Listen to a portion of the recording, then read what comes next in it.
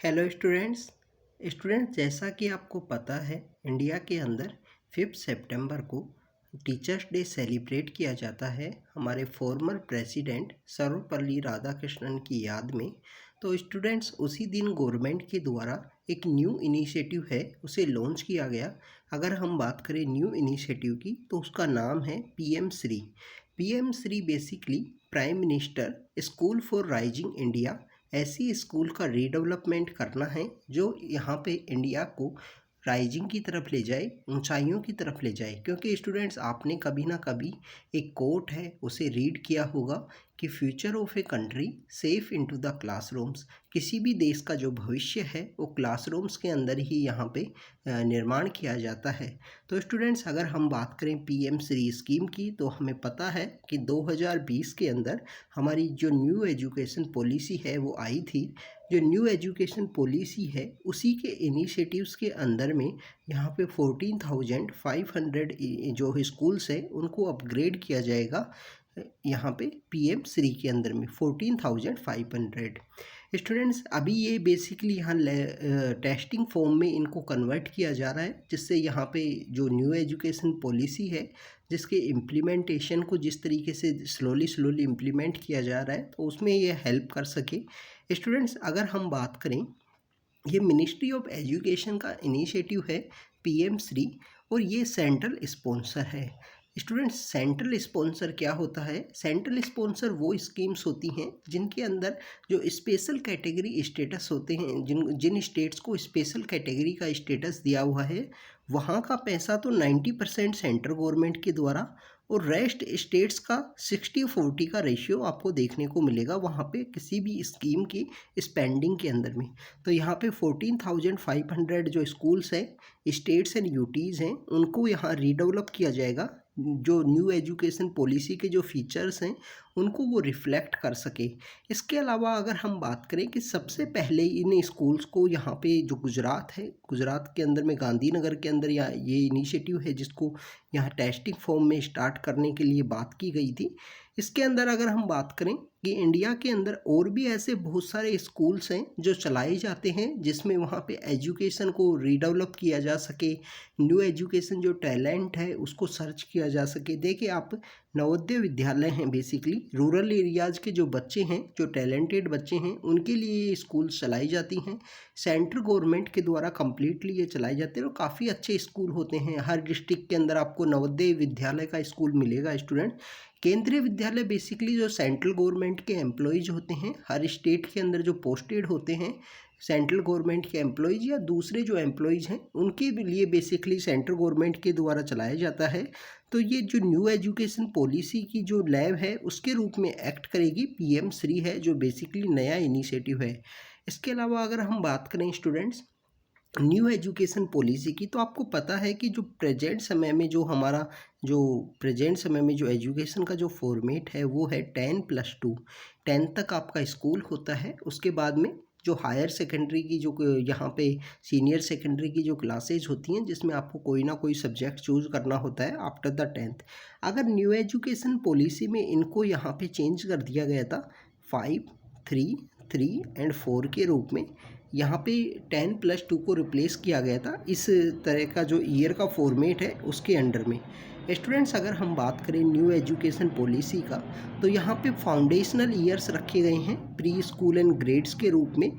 वहाँ पे जो प्ले लर्निंग बेस को यहाँ डेवलप किया जाएगा। इसके अलावा अगर हम बात करें कि जो प्रिपरेटरी लेवल है 3rd क्लास से लेकर 5th क्लास तक का, और जिसके अंदर ही 2 कैटेगरी बनाई गई हैं, 6 से फिर 8 तक है और फिर 9 से 12 जो सेकेंडरी लेवल है उनको डेवलप किया गया है, जिसमें मल्टी डिसिप्लिनरी किसी भी जो स्टूडेंट है उसका यहाँ पे डेवलपमेंट हो सके, उन सब बातों को यहाँ पे ध्यान रखा गया है स्कूल स्टूडेंट्स। इसके अलावा हमको जो एजुकेशन जो इनिशिएटिव्स हैं पीएम श्री के अलावा एजुकेशन सेक्टर में, उनके बारे में भी हमको पता होना चाहिए। जो केंद्रीय विद्यालय एंड जवाहर नवोदय विद्यालय हैं वो एंटायरली सेंट्रल गवर्नमेंट के अंदर आते हैं। जो मिनिस्ट्री ऑफ एजुकेशन है, पहले इसको मिनिस्ट्री ऑफ एचआरडी बोला करते थे, ह्यूमन रिसोर्स डेवलपमेंट की मिनिस्ट्री, बाद में इसका जो रीनेम किया गया मिनिस्ट्री ऑफ एजुकेशन के रूप में 2020 के अंदर ही किया गया था स्टूडेंट। जब मिनिस्ट्री ये न्यू एजुकेशन पॉलिसी है उसको इम्प्लीमेंट किया गया था उसी समय में। जो केंद्रीय विद्यालय और जवाहर नवोदय विद्यालय हैं वो सेंट्रल गवर्नमेंट के द्वारा चलाई जाती हैं सेंट्रल सेक्टर स्कीम के रूप में। सेंट्रल सेक्टर स्कीम क्या होती हैं स्टूडेंट्स? जहाँ पे 100% जो मनी है वो सेंटर के द्वारा आए। केवी के बारे में हमने देखा कि जो यूनियन गवर्नमेंट के जो एम्प्लॉयज़ होते हैं उनके लिए। इसके अलावा अगर हम बात करें कि जो जवाहर नवोदय विद्यालय है वो बेसिकली रूरल एरिया में जो टैलेंटेड बच्चे होते हैं उनके लिए यहाँ पे एंट्रेंस एग्ज़ाम लगता है 5th क्लास के लेवल पे, 8th के लेवल पे, इसके अलावा 11th के लेवल पे, 3 लेवल्स पे यहाँ पे एंट्रेंस एग्ज़ाम लगता है। तो उसके अंदर यहाँ पे लोगों को यहाँ पे नर्चर किया जाता है टैलेंट को, स्पेशल रूरल एरियाज़ के अंदर में। अगर हम बात करें कि पीएम जो श्री स्कूल हैं वो अपग्रेडेड किया गया है, जो एग्जिस्टिंग स्कूल्स हैं उनको यहाँ पे अपग्रेड किया जाएगा पीएम श्री इनिशिएटिव के अंदर में। अब ये स्कूल कोई भी हो सकती हैं, सेंट्रल गवर्नमेंट के द्वारा चलाई जाएँ, स्टेट गवर्नमेंट के द्वारा चलाई जाएँ या लोकल बॉडी के द्वारा जो चलाई जा रही हैं, उन स्कूल्स को यहाँ पे अपग्रेड किया जाएगा।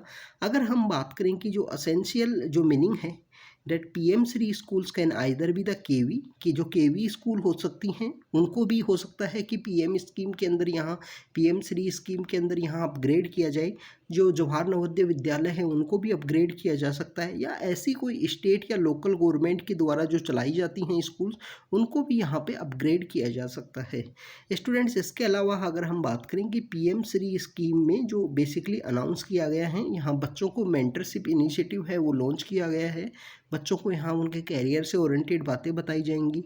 स्कूल का जो इंफ्रास्ट्रक्चर है उसको यहाँ पे डेवलप किया जाएगा, मॉडर्न इंफ्रास्ट्रक्चर, जैसे स्मार्ट क्लासरूम होने चाहिए, लाइब्रेरी होनी चाहिए, स्पोर्ट्स के इक्विपमेंट होने चाहिए, आर्ट के रूम होने चाहिए। इसके अलावा जिन इस स्कूल्स को यहाँ पे डेवलप किया जाएगा स्टूडेंट्स, उनको ग्रीन स्कूल के रूप में डेवलप किया जाएगा। अभी ग्रीन स्कूल क्या होते हैं?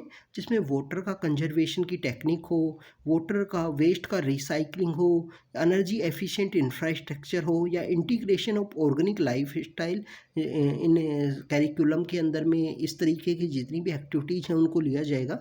बेसिकली जैसे स्कूल के अंदर कोई पानी का जो प्रॉब्लम है तो वेस्ट वाटर को वहाँ ट्रीटमेंट का प्लांट्स, इस तरीके के जितने भी इनिशिएटिव हैं जिसके थ्रू इन्वायरमेंट का कंजर्वेशन किया जा सके, तो उन सब इनिशिएटिव्स को स्कूल के अंदर ही रीडेवलप किया जाएगा स्टूडेंट्स। इसके अलावा हमें पता है कि सस्टेनेबल डेवलपमेंट जो गोल है, गोल नंबर 4, वो काफ़ी इम्पोर्टेंट है। गोल नंबर 4 के अंदर बताया गया है कि इंक्लूसिव और क्वालिटी एजुकेशन सभी को मिलनी चाहिए। ये हमारी गवर्नमेंट का गोल है जिसको 2030 तक हमको यहाँ पे अचीव करना है।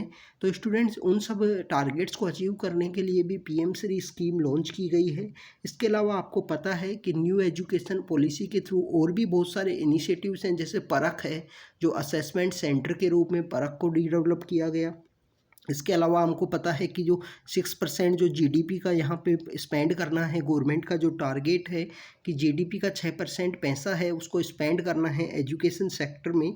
और इसके अलावा अगर हम बात करें कि 42nd कॉन्स्टिट्यूशन अमेंडमेंट एक्ट के थ्रू जो एजुकेशन जो है पहले स्टेट गवर्नमेंट के अंदर आया करती थी, स्टेट लिस्ट के अंदर आया करती थी, उसको 42nd कॉन्स्टिट्यूशन अमेंडमेंट एक्ट के थ्रू यहाँ पे जो कंकरेंट लिस्ट है उसके अंदर में ट्रांसफ़र कर दिया गया।